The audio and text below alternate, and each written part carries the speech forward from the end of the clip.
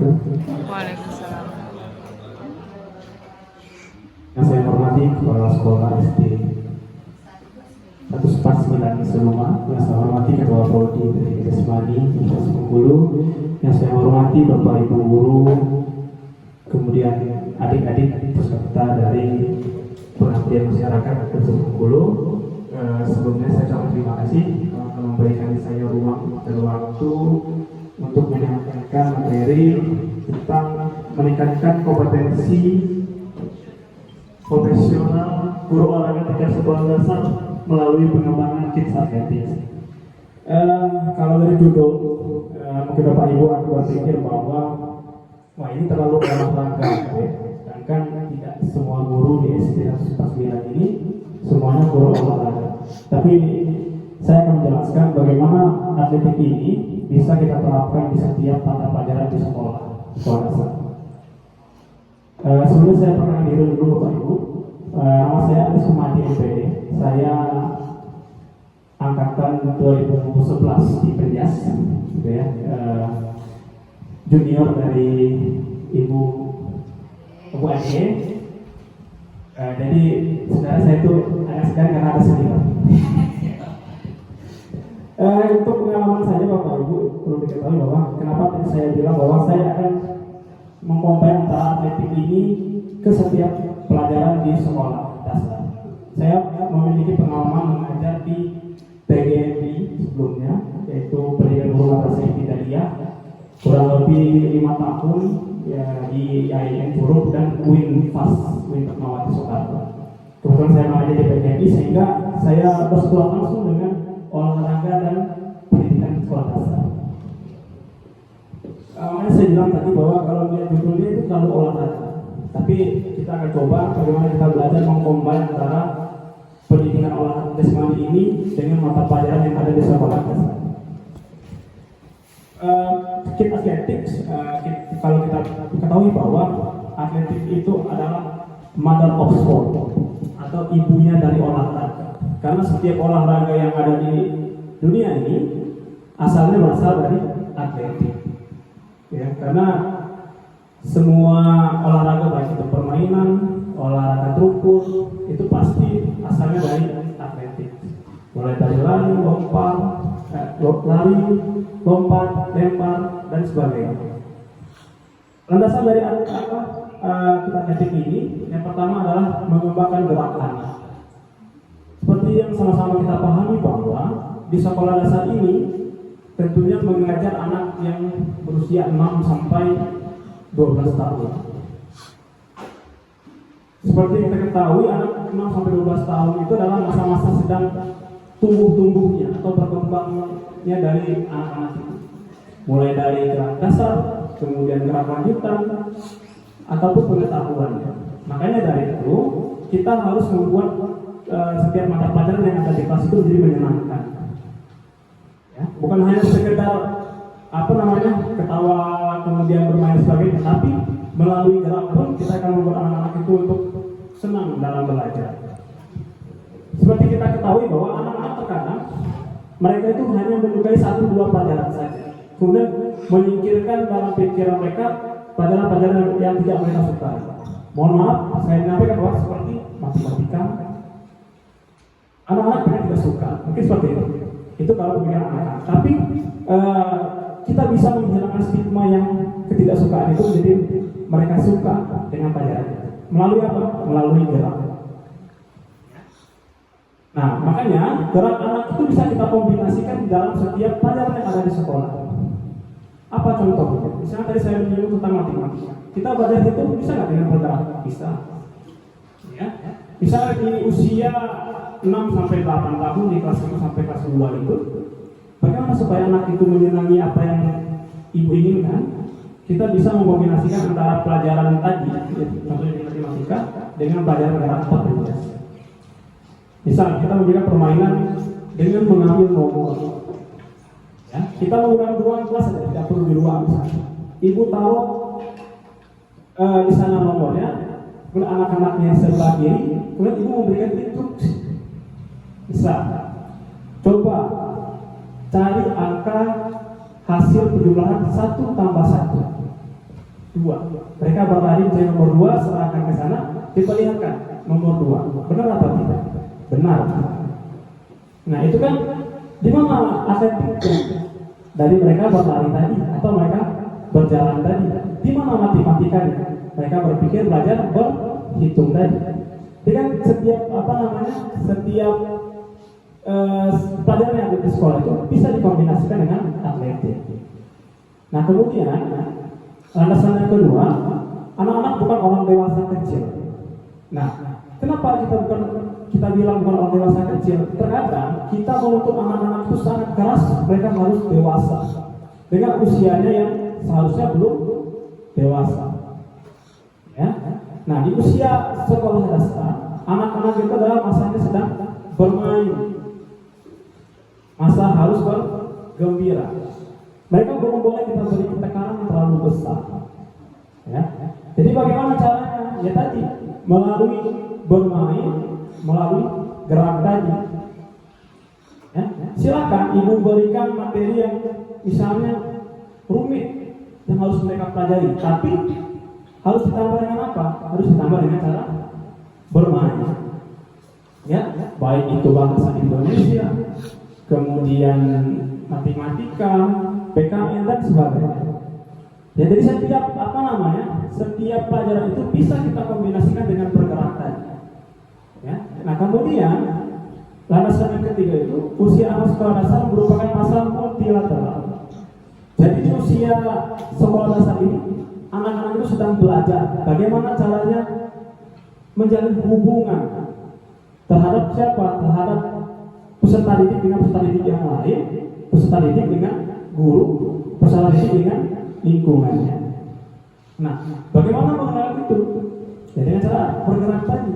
Ya, banyak. Misalnya apalagi saya lihat di SD ini sangat luas sekali. Ya. Jadi ruang-ruangnya sangat besar. Ya, makanya setiap belajar tidak perlu hanya dalam kelas saja. Makanya ibu-ibu dan bapak-bapak harus lebih kreatif memanfaatkan ruang lingkup sekolahnya. Ya. Misalnya belajar bahasa Indonesia tidak perlu harus di ruangan terus, bisa di rumah. Misalnya mengenal nama pohon, saya ada pohon di sana. Tempelkan itu ngajar apa?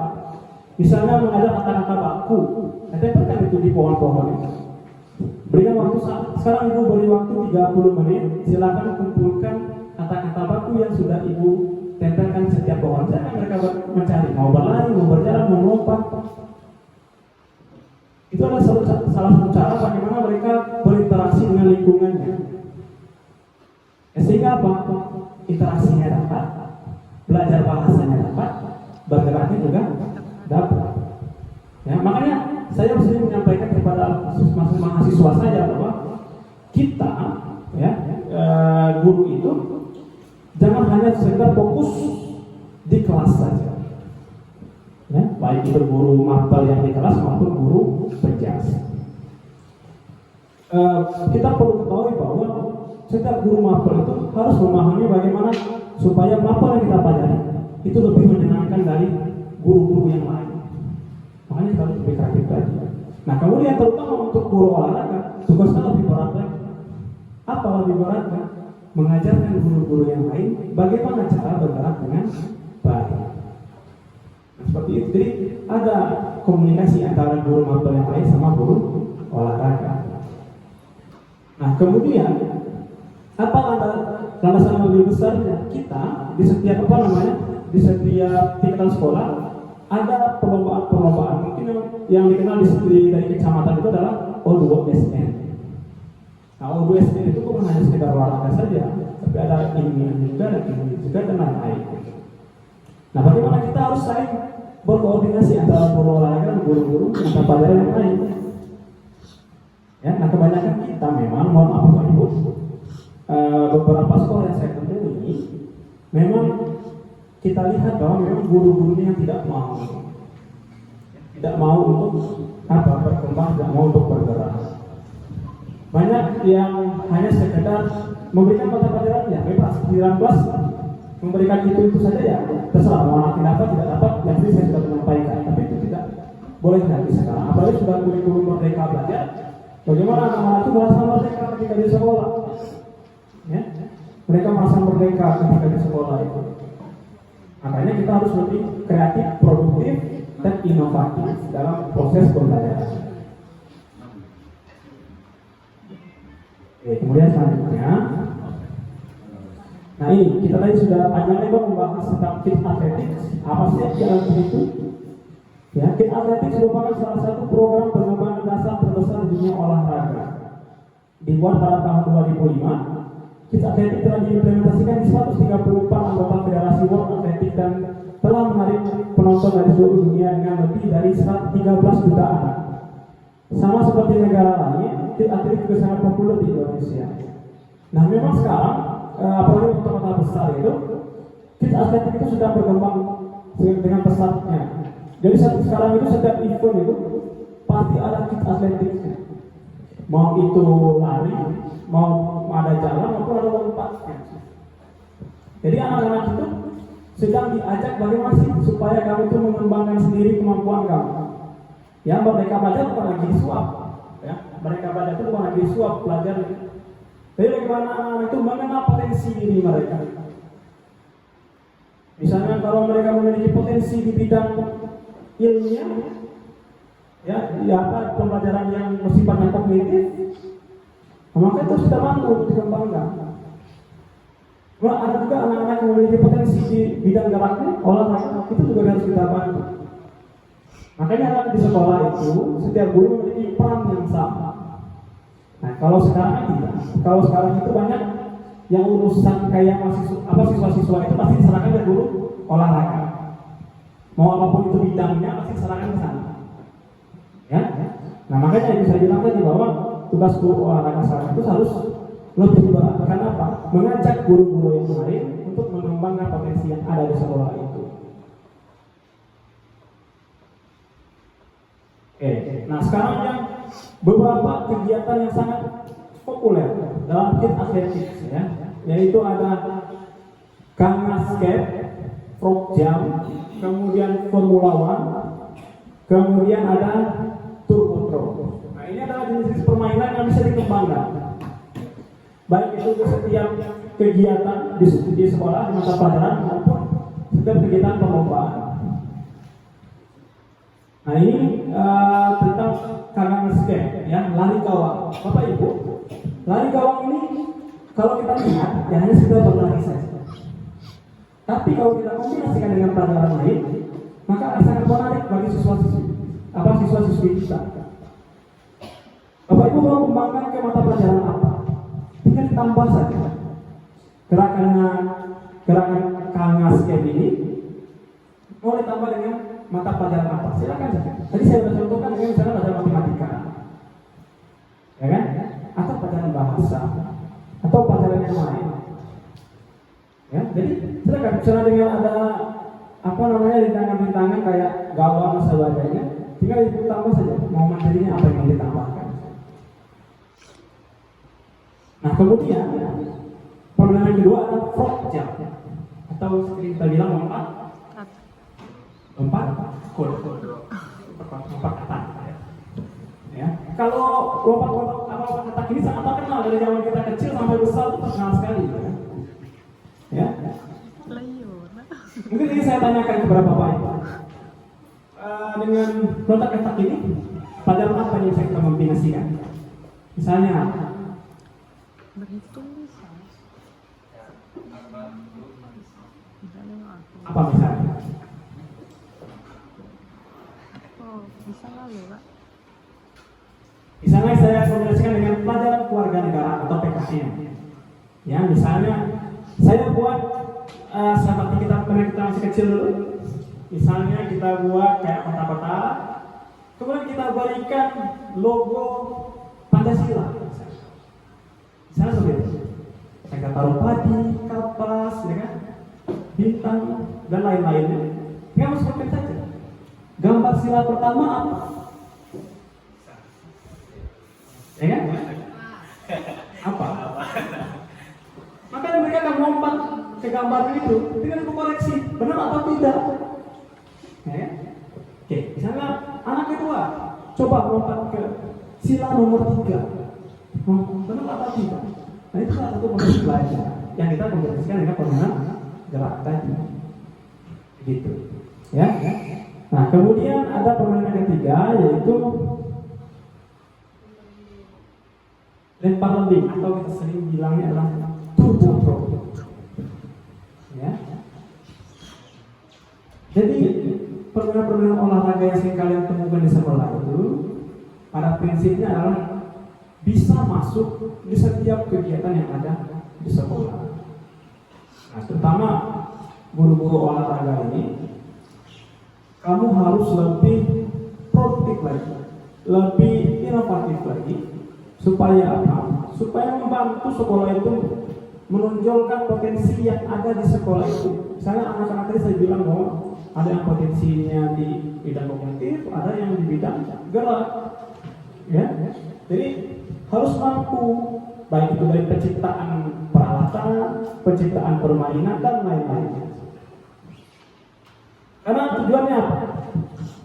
Di sekolah dasar itu tujuannya selain menambah ilmu dan pengetahuan, tujuan anak-anak belajar itu apa? Supaya anak-anak itu bergembira di sekolah. Jadi ketika mereka pulang, mereka cerita sama orang tua itu antusias. Bapak, ibu, saya tadi belajar enak, belajarnya enaknya, belajarnya asiknya. Ya kan? Itu yang kita harapkan ketika anak itu pulang sekolah. Bukan pulang sekolahnya PR banyaknya, PR banyaknya. Tadi ibunya ngomel terus, Pak. Belajarnya susahnya. Nah, itu tidak kita harapkan sebenarnya, gitu kan? Nah, yang kita harapkan ketika dia pulang itu dia ceria. Besok sekolah, antusias. Bukan malah disuruh sekolah mereka ogah-ogahan. Ya? Nah, jadi memang tugas guru itu berat sekali. Maka beruntunglah kita gitu, menjadi seorang guru. Karena apa? Saya bercerita sedikit, saya menonton di YouTube itu. Ada yang bilang bahwa guru itu tidak punya kompetensi. Berbeda dengan dokter, berbeda dengan perawat, berbeda dengan yang lainnya. Berbeda dengan pengacara, mereka punya kompetensi. Sedangkan guru tidak punya kompetensi. Katanya seperti itu. Tapi dia lupa bahwa pengacara, dokter, perawat itu diciptakan karena adanya guru. Jadi potensi kita di mana? Potensi kita adalah menciptakan profesi-profesi yang lain. Ya, seperti itu. Jadi pemikiran itu berbeda-beda. Padahal guru itu adalah profesi yang sangat mulia, begitu. Mungkin itu saja yang ingin saya sampaikan di materi kita. Mungkin dari Bapak Ibu yang ada yang ingin bertanya, saya persilakan.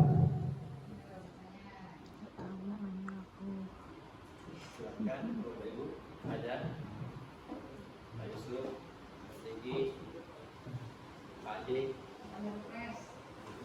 ya Bismillah, ada Putri ya, saya ini ahlinya, ya ahlinya ahli.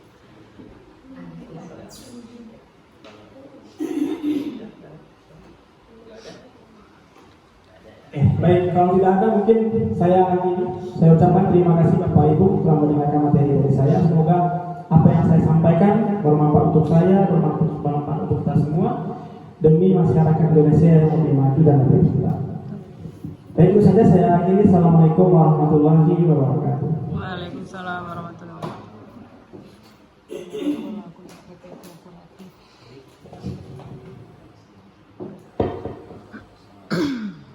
Audio Jungle.